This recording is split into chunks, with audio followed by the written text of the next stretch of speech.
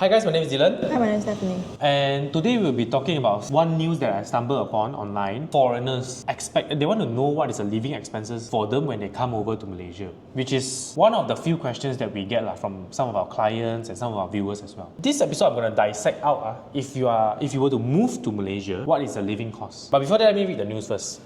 You don't see US couple looking to retire in Malaysia wonders if 300,000 ringgit a year is enough for a comfortable life in KL or not. The couple is 39 years old, plans to move to Kuala Lumpur with their daughter under the MM2H program. So for those who don't know, right, MM2H, now if you were to get it, it's a requirement for you to buy a property. They will cash buy, pay upfront, get a house, which means the 300,000 ringgit, which is equivalent to around 75,000 USD, around that range Is it enough to sustain in Kuala Lumpur as an expat? Do you think can or not? Just a rough ballpark figure. 300,000 I think quite tight. Tight meh? If for me, once I see, I'm like, what are you asking? See, Think confirm. from your perspective, you are local, you have to think, if they want to eat their cuisine here, it's going to be expensive, and what kind of area are they staying? Okay, let's just assume now the discussion is we want to dissect out their living expenses. So it will be breakfast, lunch, maybe tea time we add in, and dinner. International school fees, alright? These 5 things are the main one, okay? Every meal we will include 2% eating because only 2 of them. And then if the daughter is also, we'll add in 2% and 2 drinks. If they are staying in Mont Kiara, where international schools are at, okay? Breakfast at Common Man. That's the most expensive big breakfast I know, Common Man.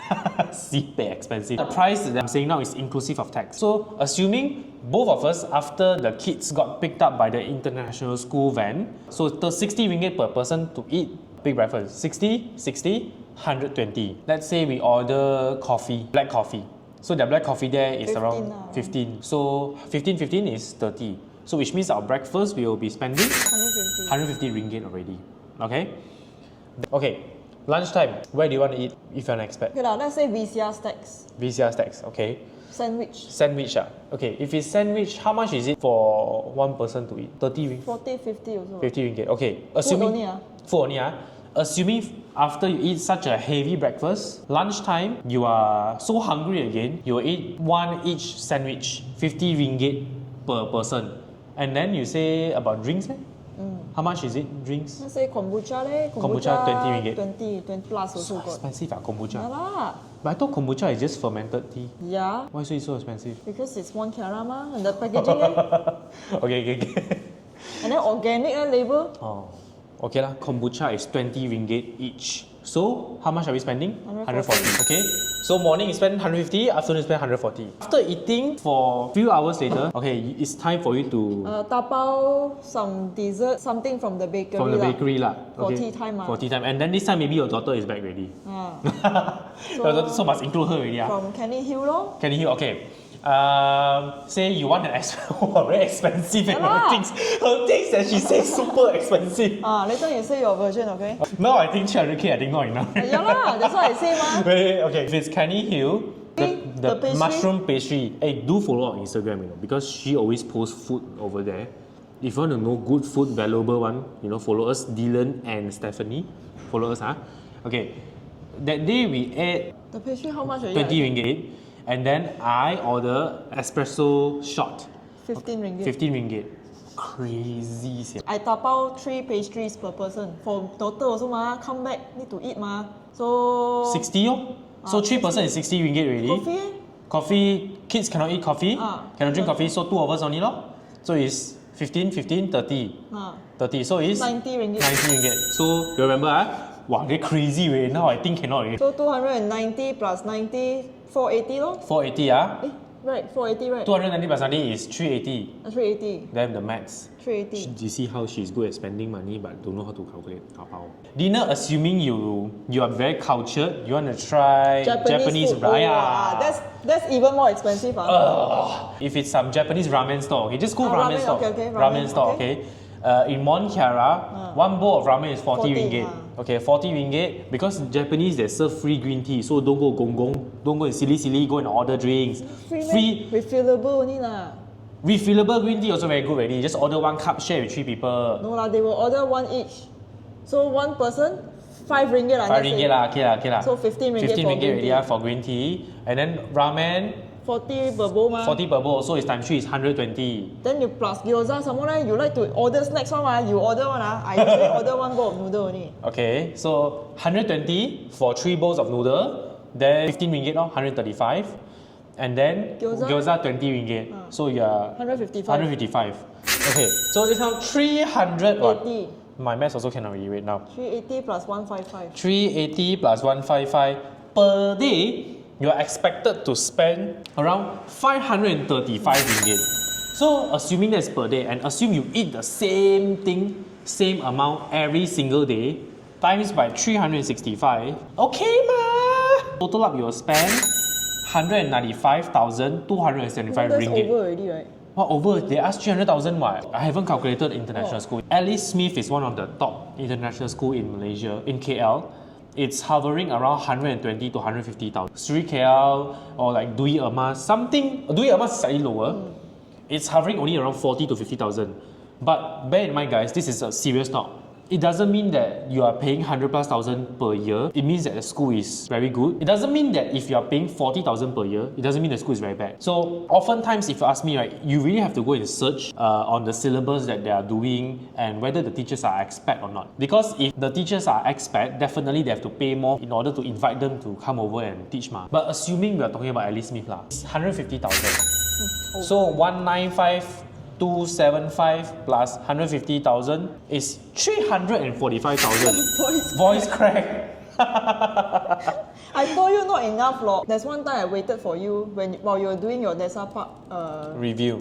Do check out the Desa Park area review. I was waiting for you ma at Canning Hills ma. Okay. You know the Swedish family beside me, they just moved over to Malaysia. They were ordering the steak, you know, for lunch. Maybe that's a brunch, eh? It doesn't seem like it lah. I mean, they will brunch, maybe they'll eat some eggs or what lah. But still, the steak is really how much? 90 to 100 plus already, you know. True. So they got order drinks one, you know. I think if you ask me, right, it really depends on the lifestyle that you are planning. If you ask me, definitely it requires some planning. Cannot be every day you eat like king lah. I tell you, this is, even if you're working in Singapore or if you're Singaporean, come here, you come over to KL to spend, right? You cannot be eating like this every day or you want to be a fat soul, is it? It's super damn fatty already, you know. Hey, you eat every single meal, you know, every few hours you eat big breakfast, you eat ramen, now you eat sandwich, you want to tapao pastry some more. Actually, we haven't even factored in transportation cost. Yeah, you are correct. See, yeah lah. You're correct. That's why I say you have to plan. But if you ask me, rule of thumb, right, in Malaysia, 300,000, I don't want to say from a local's perspective. You just think from an expat perspective, definitely you can live within 300,000. That one I can assure you. But this scenario that we are giving, that you all spend around 83,000 USD already, which is around 350,000 ringgit, is, I think, is one of the highest spending already for expat. No leh, I feel like it's quite tight 300,000 really. Because of the area they're living in. I feel that it's just nice. Because just nice, like tight very tight. You can simply just go over the budget already. You can go over the budget. That's why maybe for the kids one, if you ask me if I were to plan, first things first, the food don't every time go and eat out. Cook more, because of Malaysia, right? Our groceries are actually quite okay lah, if you ask me. Expensive, sure? I feel they're not expensive lah. Also expensive. It depends on which shop you go to ma. You all should try our local food. That kind of area, not many lah. Hey, there is, you know, like in Mount Kiara, there's this, in Desa Sri Hatamas, there is that kind of, what we call kopitiam in Malaysia, where it's like a mini food court in a sense, where you have different stalls. So per bowl, just now you order one ramen, 40 ringgit. But you go to this kind of food store, 10 ringgit, you get the Chinese version of ramen. 10 ringgit. So it's like you reduce your price by around 4 times, you know, siao eh. Reduce the price by 4 times, you know. So you must know how to plan. Don't expect to eat the same food in US and come over to Malaysia, eat the same thing. Cannot. You want to move to Malaysia not just because of the lower cost of living, but overall the whole culture, you know, the cheaper medical costs, and then safer, no language barrier. That's the reason why you want to move over. So if you ask me, you want to spend like you are in US, might as well just stay in US lah. That's my take lah. So I would say 300,000 is definitely livable. It's enough. Yeah. In fact, I think most of the locals, if you give them this amount, they'll be saving at least 80% of it. Yeah. If you give local like me, you give me 300,000 ringgit to spend per year, I will save 90% of it. I will save 90% of it. Because for locals, just for fun fact, 300,000 times 10% is 30,000. 30,000, let me calculate for you. Let you see how a Malaysian guy spends money. 30,000. Considering single every day go out also 1% one man each. show one man show 30,000 per month, you have 2,500 ringgit. 2,500 ringgit, you divide by 30 days, you have 83 ringgit to eat per day, you know. 83 ringgit. You know how many chicken rice you can eat or not? You know how many wonton mee you can eat or not? You eat some more the chicken rice, simply eat later all the hormone I don't know lah, but I mean, comment down below, guys. If you are local, tell me, is it 30k? Is it enough? Or you feel that 30k is not enough for a single person? And comment down below if you're an expat. Do you feel that 300,000 is too little, bare minimum, or do you feel, wow, I can save at least 30%, 40% of it? Comment down below, because I can assure you, you come to Malaysia, definitely things here very cheap. But don't tell people, don't tell too many people. Later price increase. With that,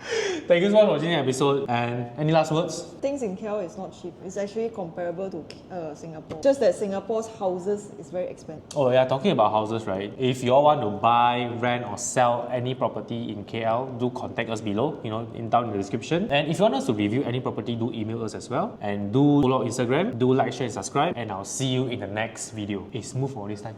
Finally. After talking about money.